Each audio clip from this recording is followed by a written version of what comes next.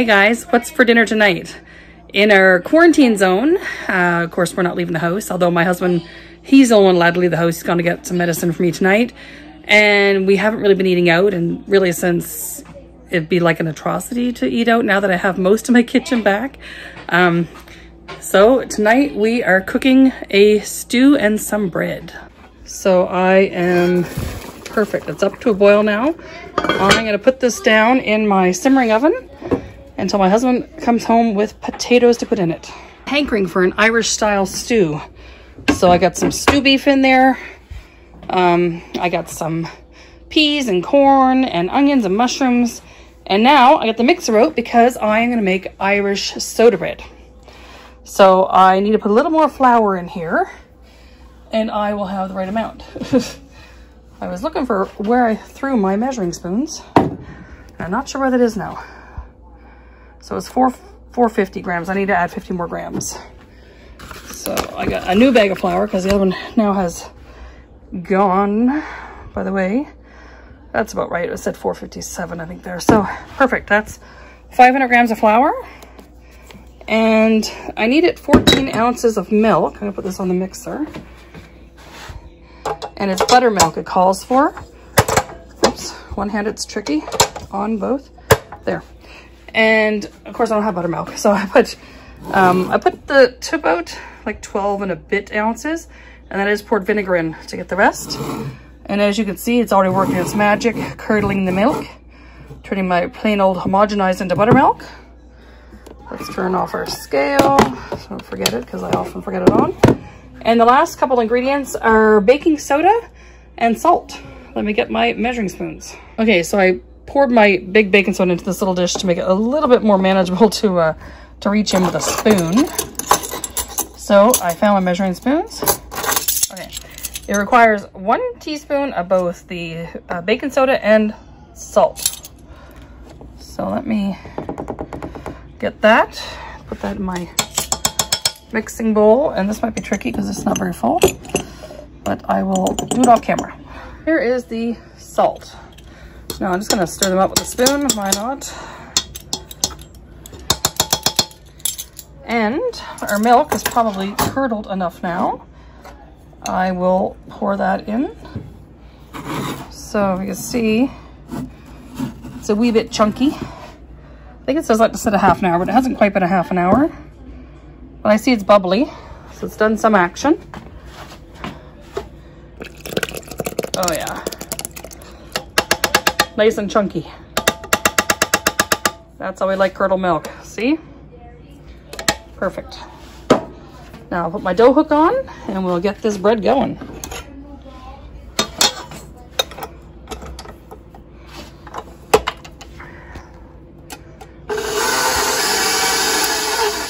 It's good to have a spatula on hand to try to incorporate the wet and the dry.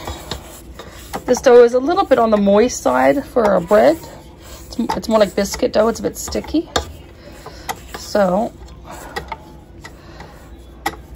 and I just scraped up my garlic container with this spatula to add to my stew so the bread could take on a slight bit of a garlic flavor. Well, that's pretty good. I would love garlic bread.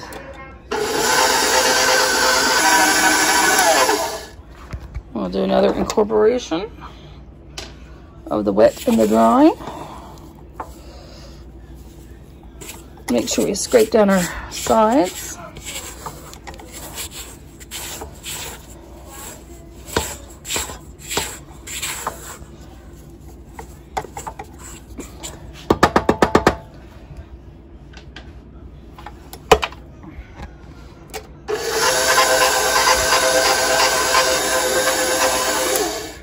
Now we can incorporate the rest by hand when we put it on our floured board.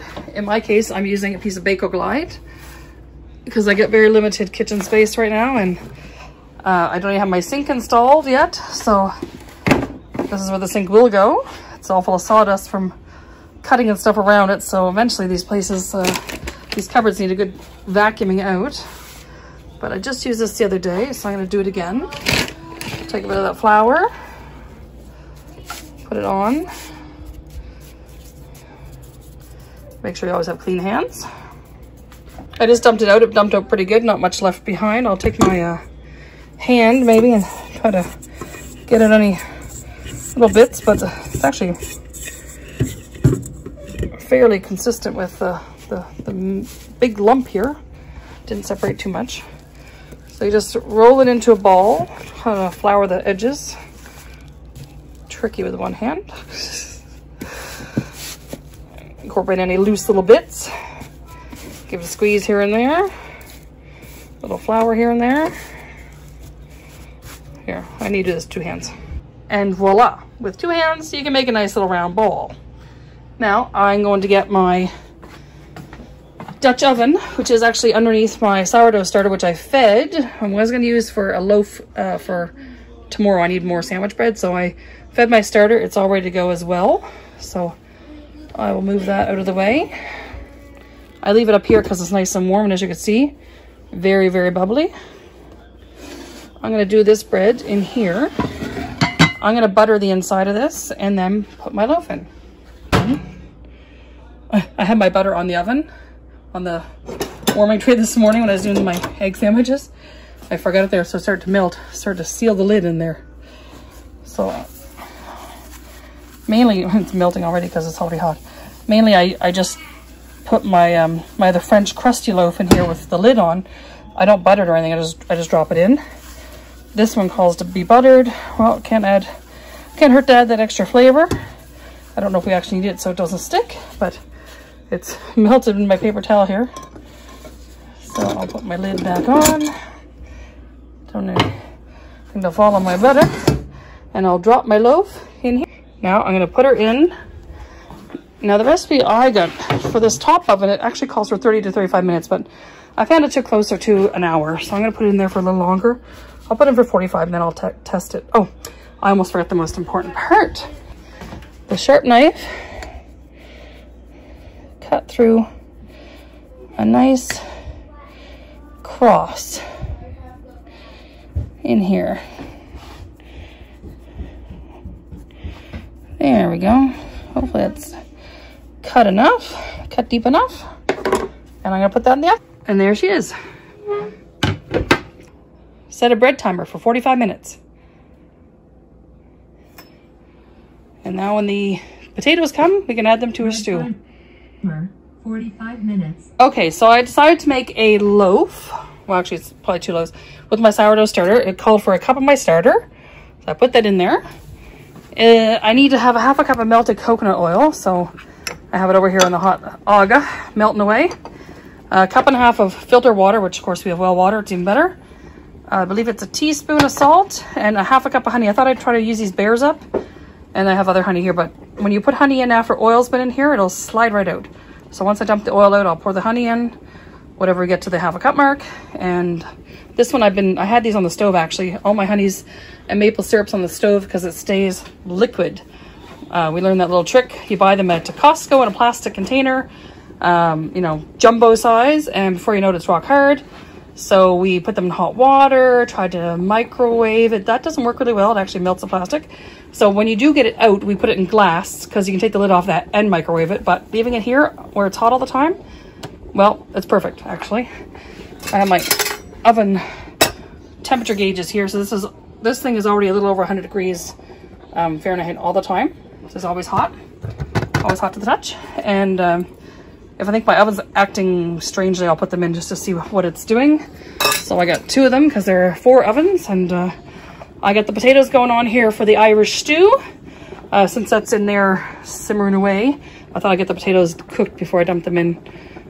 Almost, not quite fork tender. I don't want them too soft. A little, I don't want to say crisp to them, but a little bit of a, not a soggy potato. Anyway, that's what the goal is for that one. It just came to a boil, so I'll give that another few minutes. And the bread says 17 more minutes. And my husband wanted sausages for dinner. Well, actually, he wanted sausages for breakfast tomorrow. Or maybe a snack tonight. So they're actually in the pan up there. And that's the bread so far. So it's all going well. So it's almost 7 o'clock. And 17 more minutes for the bread.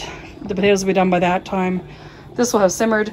The sourdough loaf, it says to set this overnight. So I'll actually bake it in the morning. So I'll get it all in the mixing bowl, use my dough hook on that, get it all nice and kneaded. I guess I don't need the flour anymore because I'm not actually cooking it tonight. But yeah, I'll leave it in here and just put a tea towel over it to let it rise. Again, I use this area because, like I said, it's quite hot actually. 100 and some degrees there, and it's great to keep the sourdough starter going, which I feed it every day, so it just stays here, and great for raising any bread. This is my bread proofing basket, already slightly floured from my crunchy French loaf. I don't have any countertops yet, so this is what we're working with. It's not quite finished actually. They're just pieces of wood stuck on the top of this one, and yeah, there's no flooring. So this is how it goes when you have a half-done kitchen during quarantine.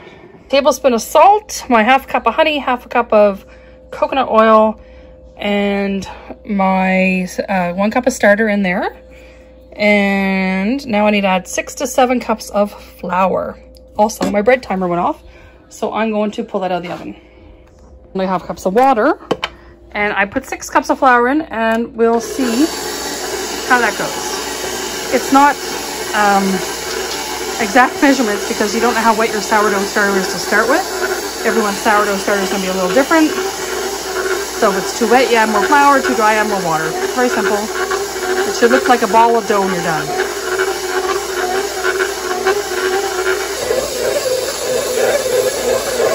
I feel like my motor is struggling. It is a bit hard. I'm going to put a little water in this. Shouldn't break the mixer doing it. Little splash from my kettle.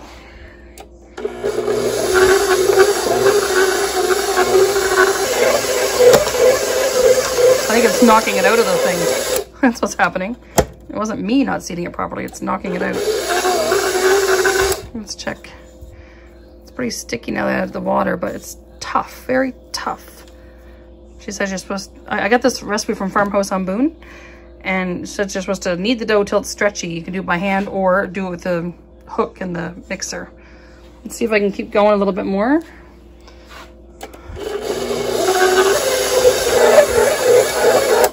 I think it's kneaded enough, and it was already stretchy. Yeah, very elastic. Little sticky, but she says coat it in coconut oil. I'm gonna keep it in the bowl, just coat it in some coconut oil and let it rise overnight. So my Irish stew is done.